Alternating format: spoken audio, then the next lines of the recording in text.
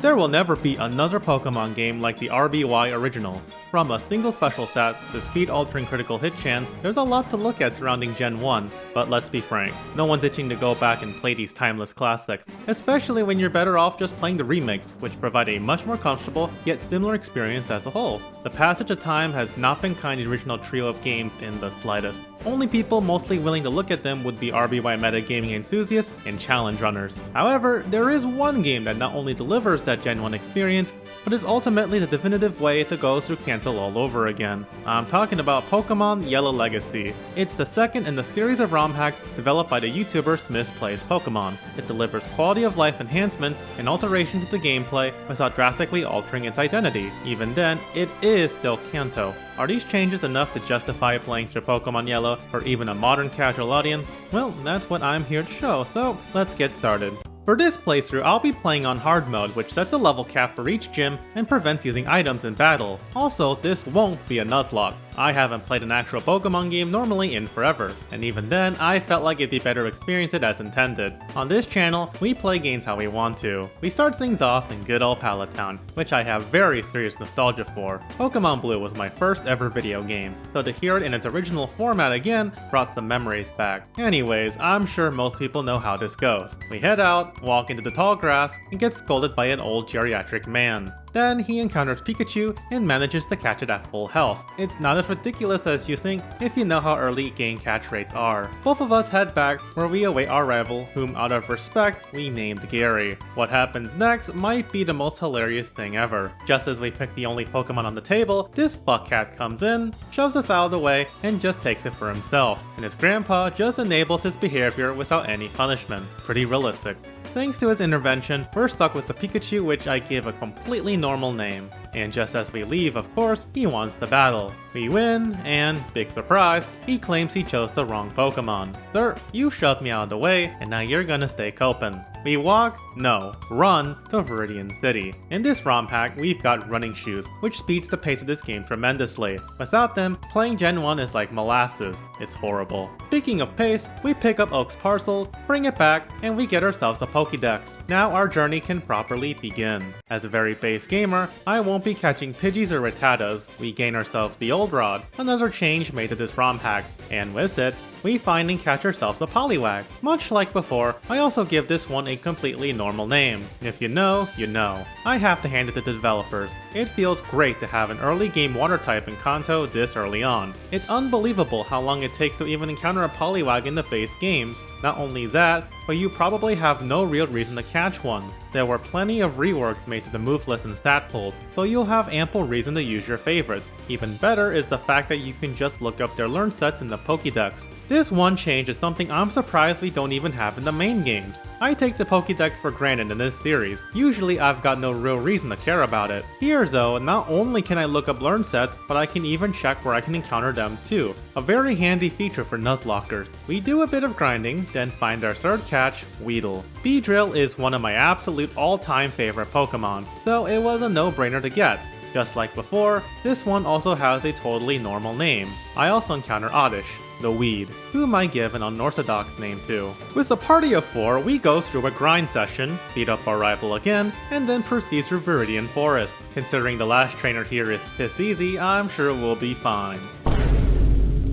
We take Pinsir down with ease, moving on. Kakuna evolves into Beedrill and learns Pin Missile. From here, it's Pewter City and our first gym. I quickly heal and head in. Considering it's only the first gym, there's only one NPC trainer. After that, it's time for everyone's favorite character. Geodude goes down in one bubble, then it's Onix. In RBY, Onix's main purpose is to be a boss. It's not really a Pokemon you'd want. In fact, its stat totals lead it to be one of the worst Pokemon in the franchise. In this ROM hack, it got a few stat buffs, and it shows since it was able to tank a 4 times weak bubble.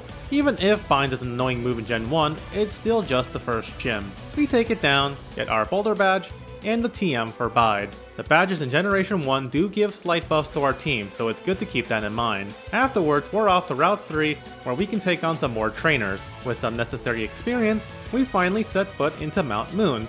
And it's here we catch ourselves another favorite of mine, Geodude. Now, this Pokemon is bald. Therefore, I think the perfect name would be beautiful. The size of these dungeons makes you appreciate having running shoes. It may be a standard in the series, but Kanto really would have benefited from them. And now, it's time to take on Team Rocket. I know it's been said to death regarding a 10-year-old taking down a mafia organization, but I'm still going to talk about it. If a 10-year-old can be trusted to go through the world on their own, then it's probably taken a bit more seriously if a trainer can take down a grunt. Regardless, we take them down and nearly reach the end. Personally, I couldn't care less about fossils, but this incel looking ass here says otherwise. Beating him, I grant myself Lord Helix, as well as the last bit of goodwill for making that outdated reference. Now we can finally get out of here.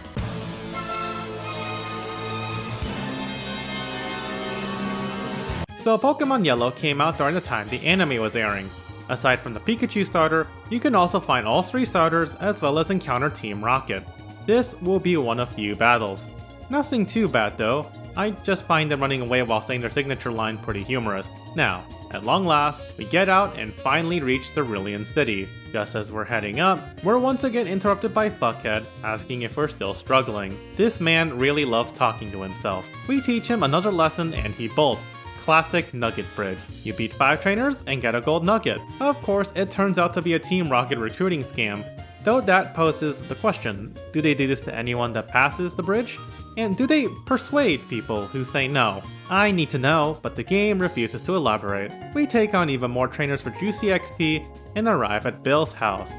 Oh my god, it's the talking Pokemon. No, it's just a human that accidentally transformed into one. Pretty reasonable if you ask me. We help turn him back into normal and gives us a ticket for the SS and now it's time for our second gym battle. Misty tends to be a step tougher than Brock, and that's pretty true for this ROM hack. Instead of 2, she has 3 Pokemon. Much like the anime, she's packing Psyduck, Goldeen, and Starmie. The first 2 are whatever, but it's Starmie that proves the challenge. It knocks out nearly my entire team. What proves to be my victory is an unexpected last slot, Geodude. Thanks to having paralyzed it earlier, Asmongold manages to outspeed and finishes the job.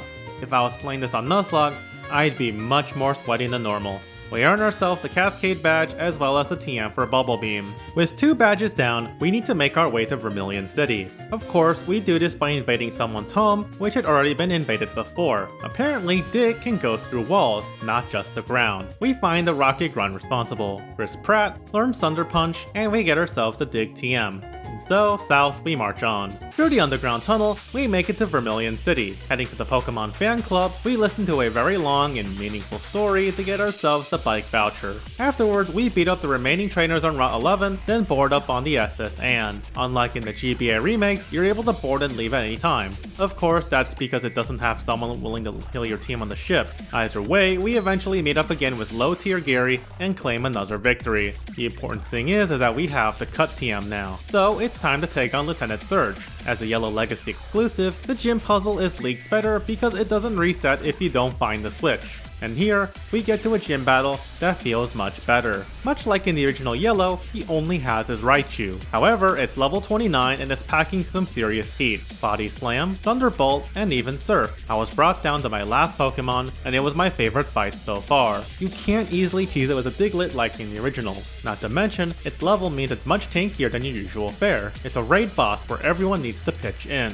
I'm real thankful I didn't have to Nuzlocke this, otherwise I'd be crashing out. Regardless, we end up with badge number 3, the Thunderbolt TM, and we're out of here. Our next destination is the Rock Tunnel. Before that, we pick up our bicycle from Cerulean City and claim the Flash TM from Oak's Aid, though we needed to catch one more Pokemon to get it. Either way, we head through Route 9, take on some more trainers, and it's off to Rock Tunnel. I have to admit, I actually like how darkness is portrayed here. Instead of a small patch of circle, it's just complete and utter darkness. Advanced darkness. Truth be told, I think the Rock Tunnel in the original games is a huge pace killer. Not only are there pathways that just lead to nothing, but the encounter rate just feels incredibly skewed. Without the running shoes, this entire playthrough would have been utterly cooked. I think now is a good time to talk about the pacing because Gen 1 does have an incredibly slow start. The running shoes, again, are an amazing addition to this ROM hack, but also consider what it took to get to this point. The Viridian Forest is a long, constant winding stretch. Mount Moon is huge with a few ladders for treasure.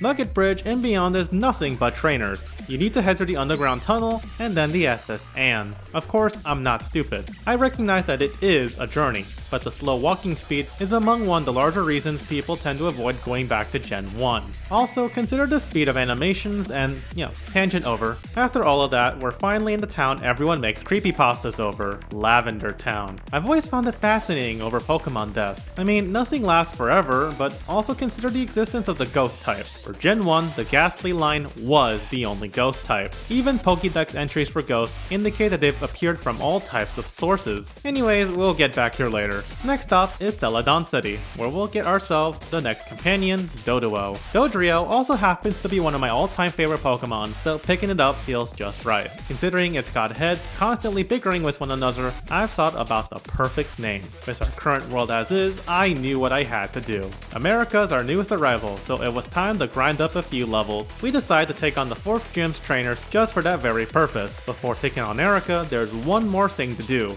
Head to the game corner, talk to this random grunt who just happens to be guarding this inconspicuous poster, and enter the rocket hideout. You really got to love the plot progressions in these games. Thanks to the ROM hack, the spinning tiles have increased speed for animation, and the running shoes allows us to get through this place without feeling like a crawl. Before we make it towards the final room, who to stop us but good old Jesse and James. It goes about as much as you expect. The real meat and potatoes is the first encounter with their boss, Giovanni. He starts off with Onyx, who as I said before is the worst Pokemon in the game. But Kangaskhan is certainly much better. Thankfully, our amphibian packs Karate Chop. Marowak also gets taken down with 2 Bubble Beams, and now we've got Persian. In Generation 1, Persian can be a bit of a threat due to its high speed stat. Since speed is tied to crit chance, it can dish him out often. In fact, it's already taken down a few of my team. Just as I thought America would do it, it surprises me with Thunderbolt. I really appreciate the coverage moves this hack supplements to these encounters. Still, we eventually get our win. He goes on a bit of a gap, leaps, and we pick up our Silph Scope. With that, we can finally go and take on Erica for our gym badge. Grass types are usually known to be tanky, and I think this ROM hack does a great job at conveying that. Tangela easily tanks a few hits and gets Sleep Powder in on the B. All the while, it whittles down our health with Bind, my least favorite move in Gen 1. Eventually, we get our comeuppance with a Twin Needle for the finish. We even learned Sludge for our efforts. Next up is Victory Bell, who we just annihilated. Ivysaur is also no different thanks to a lucky critical hit. And now we're down to her last Pokemon, Vileplume. Unfortunately, it looks like we aren't going a full sweep, but America can finish things off with Drill Peck. The Rainbow Badge is ours, and now we can use Strength outside, though we don't have that yet. Our next stop is back to Lavender Town with the Pokemon Tower. And who do we bump into but our favorite fuckface? You all know how we do things around here. It's that epic victory royale. And now we start making our way up as we're introduced to our Ghost type, the Ghastly line. Since this hack allows trait evolutions through level up, Gengar is an amazing catch to have. Before Generation 4, Ghost type moves were physical for whatever godforsaken reason. Here, it's fixed to special, making Gengar an absolute monster. To compensate, it evolves pretty late. Either way, we go through these trainers, use the Silph Scope to detect the spirit of Marowak, quell it, and make it to the top. And who do we have? What? Were you expecting grunts? Who else but the grunt of all grunts? We rescue Mr. Fuji, who gives us the Pokeflute, which allows us to wake up the Snorlax blocking our path.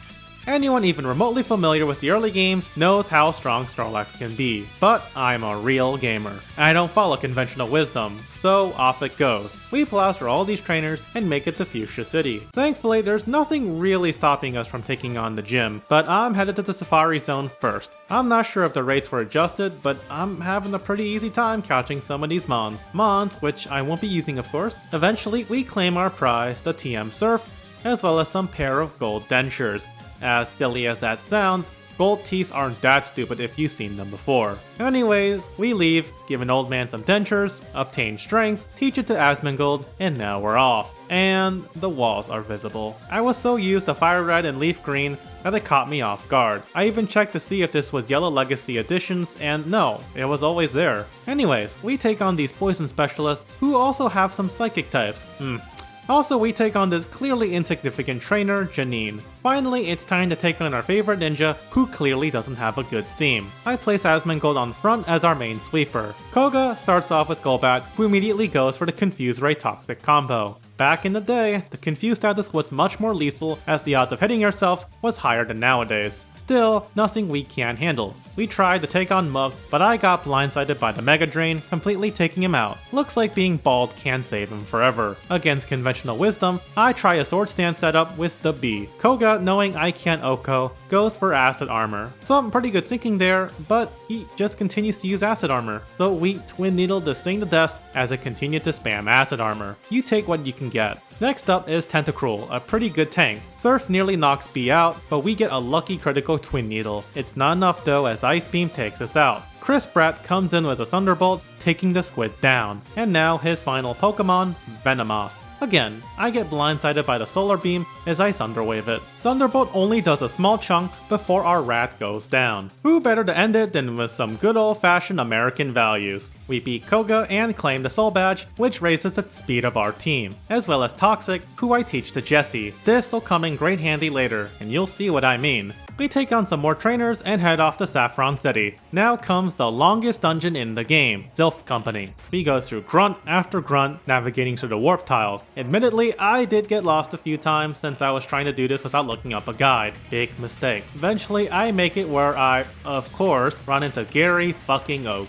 You know, how did he even get here ahead of me? He should have been able to take out the grunts. Are you telling me he just ignored him and left me to do the hard work? I hate this man, and I'm gonna prove it by breaking the Geneva Conventions on him. Going past him, we get ourselves a Lapras for our troubles. And who to stop us again but our good old trio. Next, Giovanni. This time, he sends out Kingler. Jessie easily sweeps with Petal Dance, as well as knocking out Kangaskhan. Then Machoke, an interesting addition. Nothing America can't handle. Golem too. To those who don't know, this is a reference to the Indigo League season of the anime, where Giovanni uses these Pokemon against Gary. It's pretty cool. No Mewtwo of course, for obvious reasons. Either way, it all comes down to Persian yet again, but we have Karate Chop. Once more, a 10-year-old has taken down the boss to a massive crime organization. With that, we save Zilf Company and obtain the Master Ball. Spoiler alert, I'm never using it. Oh, we also did the Pokemon Dojo. Anyway, it's time to take on the Saffron Djinn. Once again, it's warp tiles, but less egregious here. Eventually, we take on Sabrina, who at this point is our toughest challenge yet. The Psychic type is the strongest in Gen 1, mainly due to the fact that the special stat encompasses both attack and defense. And Psychic Pokemon usually have a pretty decent to high special stat. It didn't help matters that their only real counter was bug types. Even then, it really didn't help matters that much. Luckily, things are better in this ROM hack. Sabrina starts off with a level 50 Abra. I was thinking that the B was gonna sweep, but I was proven wrong. No, this would be an American sweep, since Psychics have low defense to compensate. For the most part, Hypno is actually pretty tanky and isn't a bad choice in Yellow Legacy. So we take it down, we end up being knocked out against Mr. Mime. Chris Pratt finishes off with Thunderbolt before we get dunked on by Kadabra. Who better to take on fast special sweepers than Asmongold? A single Earthquake, as well as a paralyzed Kadabra, is enough for the job. Alakazam might be a problem. It's got stupidly high special and speed. Our team might be cooked. Or is it? I'm about to blow. In what seems to be a miracle, we have now obtained badge number 6, the Marsh Badge. We also obtained Psywave, but we don't care about that. It's now time to head south to Cinnabar Island. With Surf on hand, we start making our way down from Fuchsia City. I also love this Pikachu sprite on the surfboard, it just feels right. Going through more trainers, we make it to Seafoam Islands. If you're used to the remakes, you probably weren't expecting this to be a mandatory stop. In order to progress past here, you'll need to go through it. Now, I could have just gone south of Pallet Town, but I'm a real gamer. We go into these. I place 4 boulders down at the water in order to allow the currents to be calm, giving us safe passage through surf. Eventually, we run into what seems to be an insignificant trainer blocking Articuno. Though at this point, I didn't heal my team, so we're just gonna ignore that and move on. Now, we're finally at Cinnabar Island. Before we can enter inside, we find it locked. So now we have to get to the Pokemon Mansion. It's nothing too complex, just press these switches and grab the key. How irresponsible do you really have to be to leave a key inside a mansion that burglars frequent? Regardless, we can now enter the gym proper. Here, you just need to solve some real easy questions if you want to skip the trainers. But I need as much XP as I can get while I battle each and every one of them. It's time to take on Blaine, who starts off with Rapidash. I figured if there were a team our fellow swimmer could sweep, it would be now. Unfortunately, I was proven wrong yet again. but Keketa is a day 1, so I really don't want to abandon him. America takes the helm as traditional sweeper and faces down Charizard. But even Game Freak's #1 glazed Pokemon is nothing before the might of American values. No Japanese yokai is a match for the Bird of States. Arcanine? Just another victim for the Bird of Prey. With that, we come down to his last Pokemon, Magmar. Will America's streak stop here? Yes, unfortunately. It was packing Thunder Punch. Asmongold comes in for the finish, earning us the Volcano badge, boosting our special stat, as well as the TM for Fire Blast. We have now collected 7 out of 8 gym badges. It was time for the final gym back in Viridian City. With the gyms finally open, we head on inside. The trainers here use a variety of Pokemon, but they find common ground with one type. Get it?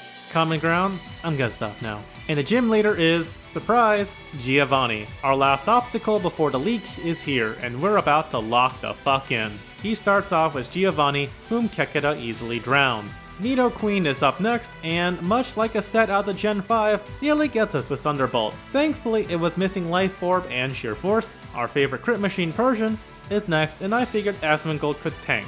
Of course, he somehow predicted I'd switch to a rock type and went with Bubble Beam. Thankfully, our favorite bird learned Jump Kick. Nidoking is right after, who gets both burned and misses his attack. Finally, it's the last Pokemon, Rhydon. I love this Pokemon, but I'm not here to reminisce. America finally stops his edge streak before Jesse comes in to finish.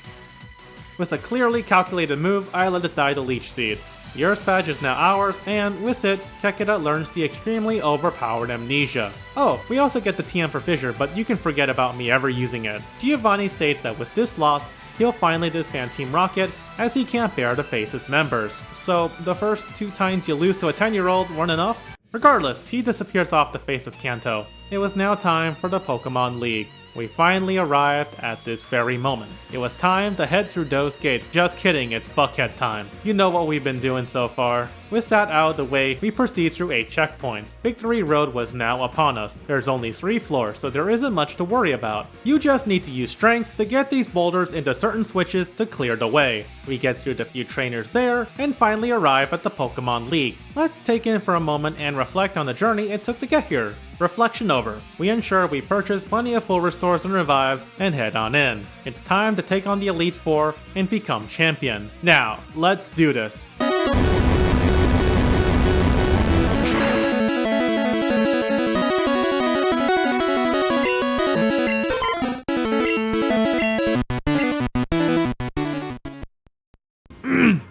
Let's do this proper. Lorelei starts off with Slowbro, who is one of the tankiest water types in the game. Not only that, but with the way Specialist packs a serious punch.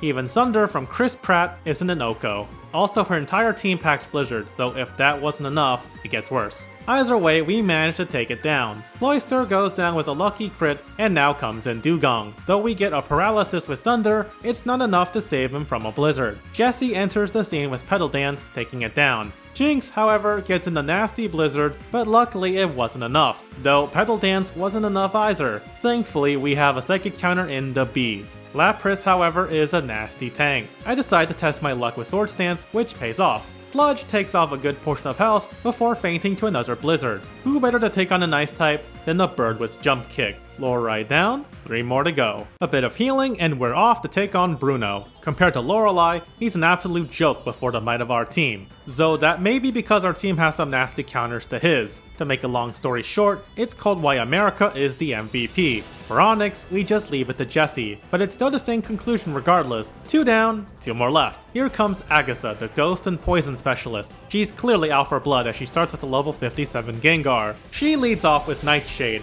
letting Asmongold Oko with Earthquake. Golbat attempted Double Team and Toxic, but we luckily finished it off in time. Of course, as a hilarious meta joke, she throws in Marowak. Jessie clears with Petal Dance, Arbok does kill off our favorite druggie, but Asmongold, yet again, clears. Even with substitute Poison Stall, it was simply outmatched. And now her last Pokemon, another Gengar. Again, Asmongold clears every single time.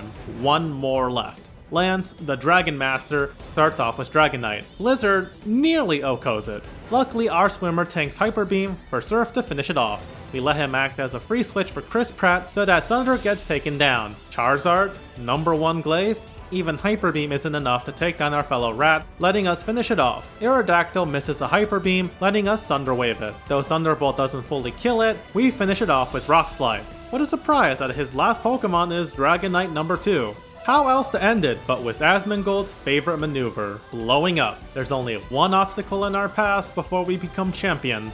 Can you guess who it is? It's Gary, yeah. There's no twist. His first Pokemon, of course, just has to be Alakazam. It nearly outspeeds most of my team and hits just as hard with Psychic. The B is snuffed out before he even has a chance to do anything. Thankfully, America finishes it off with a Tri-Attack, though it's left real low. I switch out to Jessie once Rhydon shows up. Petal Dance was enough for Oko, as Gyarados comes right after. He survives Hyper Beam, but Petal Dance isn't enough to fully finish it off. Luckily, it misses Hyper Beam, but ends up flying, avoiding Petal Dance. As such, I made the decision to stay and let him be KO'd. Chris Pratt takes it out with Thunderbolt. Now comes Arcanine, where I end up missing Thunder. It uses Dig, so I switch into America to avoid the attack. I took this chance to switch yet again back into Chris Pratt, where he gets OHKO'd by a crit Hyper Beam. Due to how Hyper Beam works in Gen 1, knocking out a Pokemon doesn't cause a recharge, which I forgot. Still, Asmongold gets Pull and ends it with Earthquake as it uses Rest to sleep and recover. Now comes Executor, and I wasn't taking chances. Blowing up was the only answer. And now comes his final Pokemon, Jolteon. Kekida dodges Thunder as he goes for Amnesia. For some reason, it went for Headbutt before going for Thunder a second time. Only America was left. Could I do it? Could I finish it? No. We lost. Thankfully I saved right before because I wasn't about to go through it all over again. Rematch time. It plays off the same as the B dies from Psychic. America gets Thunder Wave but is able to burn it with Tri-Attack. Yet again, Psychic crits, OHKOing the bird. Chris Pratt gets Thunder Wave, but Thunderbolt ends this terrifying sweeper. Rhydon appears, and this time I gave Surf to our yellow rat. This ends up doing nothing since the rock outspeeds and OHKOs with Earthquake, so we leave it to our swimmer to surf. Gyarados yet again, as we go for an Amnesia, knowing we can take Hyper Beam. With a turn to recharge, we throw a crit Blizzard, which doesn't do much. Blizzard again, and our Frog even survives the second Hyper Beam. If there was ever a time to lock in, it definitely was now. Gyarados falls, and out comes Arcanine. We even get an OHKO with Surf. For once, we could be getting a Kekida sweep. Somehow, we end up getting a freeze on the Blizzard, letting us go for Amnesia and Surf for the finish as we ran out of PP. And now with his final Pokemon, Jolteon, finishes him off with Thunder. Rest in peace, our day 1. Jessie goes for a Gen 1 classic combo, Toxic and Leech Seed. In RBY, Toxic and Leech Seed both increase each other's damage, so you can see what happens here. Unfortunately, our weak gets down by Headbutt, leading to our final Pokemon, Asmongold. But before we could do anything, the Toxic and Leech Seed combo finishes it off. We've done it. We are now Pokemon League champions. It took nearly 15 hours of gameplay, but we have now finished Pokemon Legacy Yellow. There were times where I felt things drag, points to where I just want to continue playing another Honor Mode run of Baldur's Gate 3, but I want to see this through to the end. Now that I have, I feel fulfilled. As a ROM hack, Legacy Yellow delivers in creating the definitive Gen 1 experience and then some. Placing Pokemon much earlier than before allows for a diverse team set for any player, especially in a Nuzlocke. Due to the movesets of the gym leaders, there's an adequate level of challenge no matter how far you get. I've always felt pressured with these big fights, and it made me feel like I was playing this game again for the first time. If you've never played a ROM hack and or enjoy Pokemon, I'd say you do yourself a service by starting here. The quality of life improvements and gameplay adjustments make for a great time. Even better, Emerald Legacy has also recently come out by the time this video got done. Someday I'll cover the other 2 Legacy games, but it'll be a while before then. If you're new to the channel, then hopefully you found a reason to stay, because next time I'll be going back to GBA Castlevania with Harmony of Dissonance. Peace.